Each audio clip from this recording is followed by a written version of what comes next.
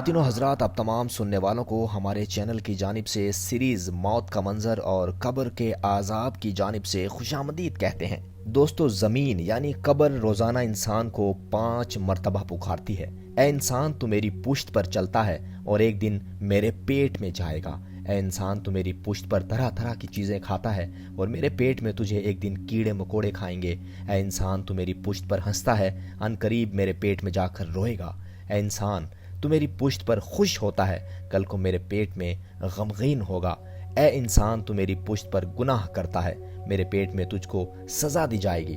خواتین حضرات، حضرت عمر بن دینار رحمۃ اللہ علیہ فرماتے ہیں، مدینے میں کوئی شخص تھا اور وہیں کسی محلے میں اس کی بہن رہتی تھی۔ بہن کا انتقال ہو گیا۔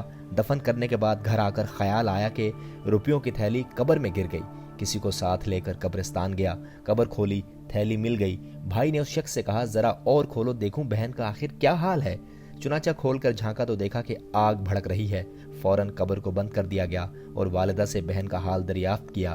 دوستو، ان کی والدہ نے منع کیا، لیکن بھائی کے اصرار پر بتایا کہ تمہاری بہن نماز کو ٹال کر پڑھتی تھی لیکن وقت کی پابندی نہیں کرتی تھی اور وضو بھی ٹھیک سے نہیں کرتی تھی بلکہ جلد بازی کرتی تھی، اور رات کو لوگ سو جاتے تو دروازوں پر کان لگا کر باتیں سنتی تھی تاکہ دوسروں سے بیان کرے، اس لیے اس کی قبر میں عذاب ہو رہا ہے۔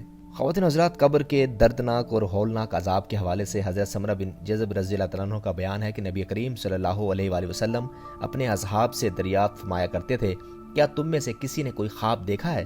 ایک دن صبح کو آپ نبی رحمت صلی اللہ علیہ وآلہ وسلم نے از خود بیان کرنا شروع کیا کہ آج کی رات میرے پاس 2 آدمی آئے اور مجھ کو بیت المقدس کی جانب لے گئے، اور ہم ایک آدمی پر گزرے تو جو لیٹا ہوا تھا اور ایک دوسرا آدمی اس کے سر کو پتھر سے کچل رہا تھا۔ پتھر مارتا تو سر چور چور ہو جاتا اور پتھر دور لڑک جاتا، پھر وہ آدمی پتھر لینے جاتا، اتنے میں پہلے والے کا سر صحیح سالم ہو جاتا اور وہ واپس آ کر پھر پتھر سے مارنے لگتا۔ اسی طرح برابر ہوتا رہا۔ میں نے اپنے ساتھی سے کہا، سبحان اللہ، یہ دونوں کون شخص ہیں؟ میرے ساتھی نے کہا، ابھی اور آگے چلیے۔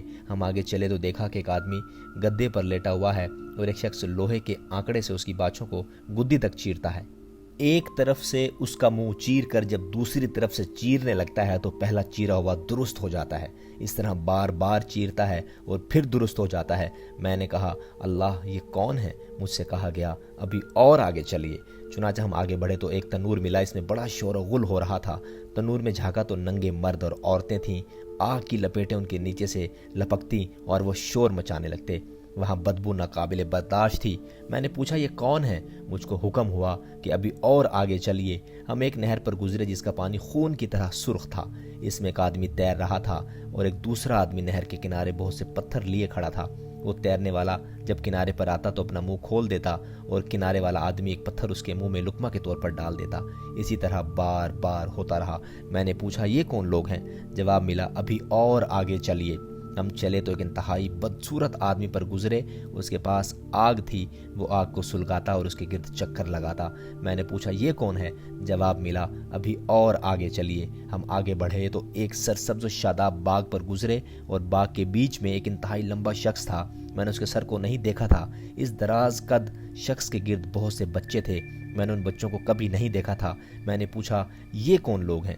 جواب ملا، ابھی اور آگے چلیے۔ پھر ہم ایک ایسے وسیع اور حسین باغ میں پہنچے کہ میں نے ایسا باغ کبھی نہیں دیکھا تھا۔ اپنے ساتھی کے حکم سے میں اندر داخل ہوا۔ اس میں ایک ایسا شہر تھا کہ سونے چاندی کی اینٹوں سے اس کی تعمیر ہوئی تھی۔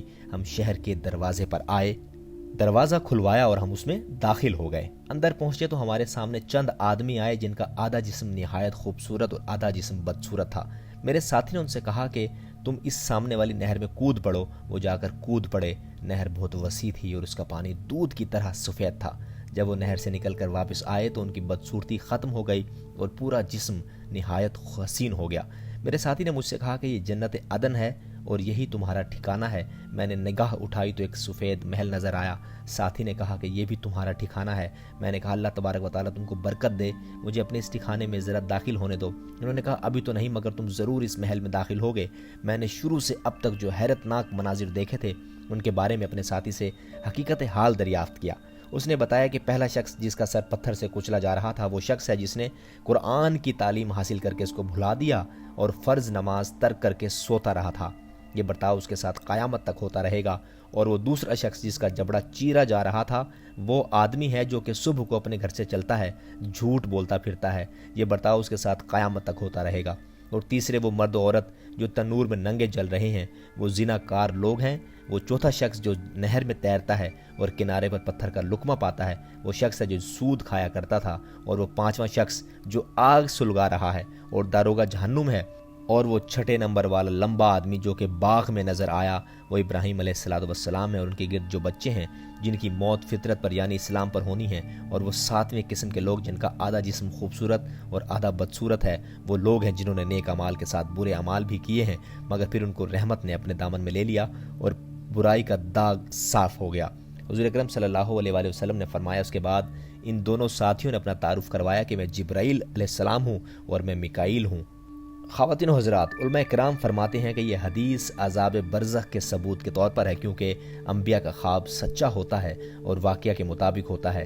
हदीस में जो ये फरमाया कि उनके साथ क़यामत तक ये बर्ताव होगा, इससे ज़ाहिर है कि ये बरज़ख के मामलात हैं, यानी इंसान के मरने के बाद और रोज़े हशर से खड़े होने से पहले पहले वो तमाम मामलात, उनको हम बरज़ख कहते हैं। ख़वातीन हज़रात, आलम बरज़ख की इस्तिलाह इसी से वजूद में आई है। रिवायतों में कब्र का लफ्ज़ मिजाजन इसी आलम के लिए बोला गया है। इसमें इंसान ज़िंदा होगा, लेकिन ये ज़िंदगी जिस्म के बग़ैर होगी और रूह के शऊर, एहसास और मुशाहिदात और तजुर्बात की कैफियत इस ज़िंदगी में कम बेशी होगी जो ख्वाब की हालत में होती है। चुनांचे फरमाया कि क़यामत के सूर से ये ख्वाब टूट जाएगा और मुजरमीन अपने आप को यकायक मैदान हशर में जिस्म और रूह के साथ ज़िंदा पाकर कहेंगे कि ये हमारी बदबख्ती, ये हमारी ख्वाबगाहों से हमें कौन उठा लाया है।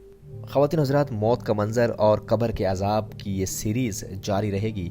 हमारी अगली आने वाली किस्तों को भी अगर आप देखना चाहें तो चैनल को अभी इसी वक्त सब्सक्राइब कर दीजिए, साथ ही बेल आइकन पर भी क्लिक कर दें ताकि रोज़ाना की बुनियाद पर नई अपलोड होने वाली जो किस्तें हैं अब वक्तन फ़वक्तन आप तमाम अहबाब तक पहुँचती रहे। उसके लिए ज़रूरी है कि आप हमारे इस चैनल को भी सब्सक्राइब कर दीजिए, बेल आइकन पर क्लिक कर दें, बेल आइकन का बटन दबा दें।